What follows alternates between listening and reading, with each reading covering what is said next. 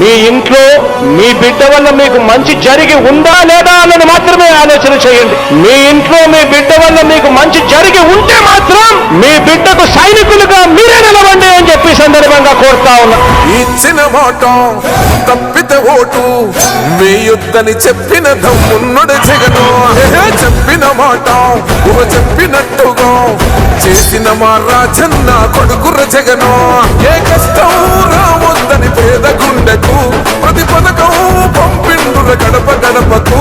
పులి గడపలో పులి పుట్టినట్టే పుట్టిండురా. జెండలు జత కట్టడమే మీ ఎజెండా, జనగుండల గుడి కట్టడమే జగను ఎజెండా. బలిరా బలి బలిరా బలిరా, పులి వెందులలో పుట్టిందా పులిరా.